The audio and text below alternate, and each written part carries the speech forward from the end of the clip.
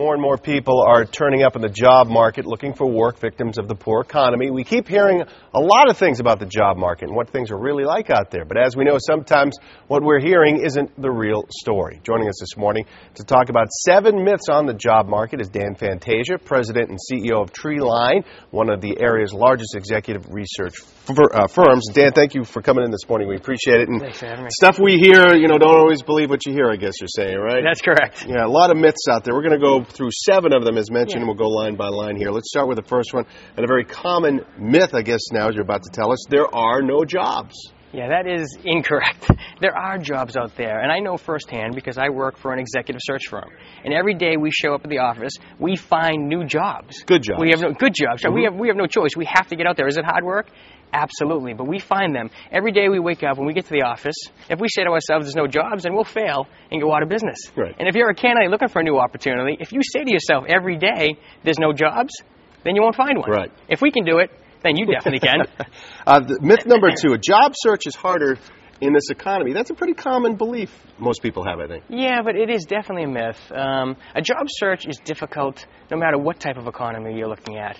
It is challenging. It's emotional. It is a emotional roller coaster ride. There's highs and there's lows. The advantage of this economy is you can recreate yourself. You can change. Get out of your comfort zone. Consider opportunities you wouldn't have considered a year ago, and you'll find it to be quite optimistic to see new opportunities in the marketplace. Yeah, look at it as an opportunity to find a new opportunity.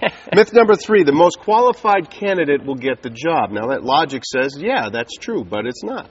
Well, the most qualified candidate doesn't necessarily mean that they're the right fit for the opportunity. Companies will always look at qualified candidates. They'll always interview them, but really, at the end of the day, people hire people they like. They're looking for people that have the qualifications, but also that have the culture fit, that they get along with, that they understand, that fit well within the corporation. Let's go on to myth 4 here. If a company is not advertising its job openings, then the company is not hiring. Not true. Many companies don't advertise their openings. As a matter of fact, many times they come to us because they don't want the overwhelming response. Especially now, because you're going to get a lot of people who normally wouldn't be applying for jobs because a lot of people are in the job market looking for work. Exactly. And get overwhelmed with that. That's exactly right. All right, number 5, I don't have enough contacts to network effectively. Yeah, that is, of course, a myth. Everyone has enough contacts to network. It's getting out of your comfort zone. It's really feeling uncomfortable with networking. If you were to sit down and write down the name of every one of your ex-employees, every one of your past coworkers, every one of your neighbors, friends, family, and call them, ask them for help. When you ask for help, people will help you. Don't ask them to find a new job for you. Ask them for who they know. What companies are hiring? What have they seen in the market? And they'll give you help. They'll help you find. Think people are uncomfortable or maybe intimidated by the term networking? That it sounds a little too much for them, perhaps? Yeah. Yes. Just, hey, who are your friends and people you know? Just start calling people. Make it easy. Pretty simple. All right, myth number 6, the Internet will get you a job. Best way to go.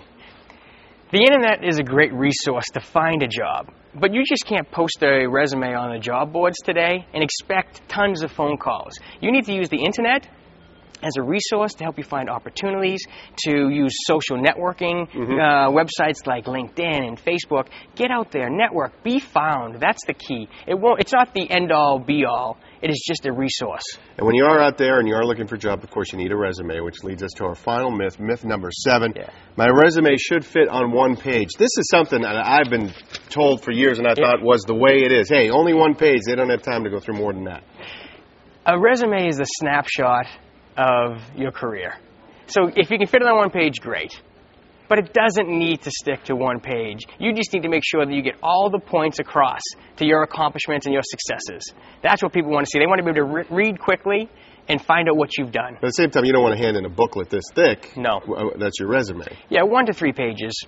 On average is a good length. And check it for spelling, and not just spell check, because sometimes stuff you think is spelled correctly is the wrong word you had in mind, and you don't want to be sloppy. All great advice. There are more myths on the job market.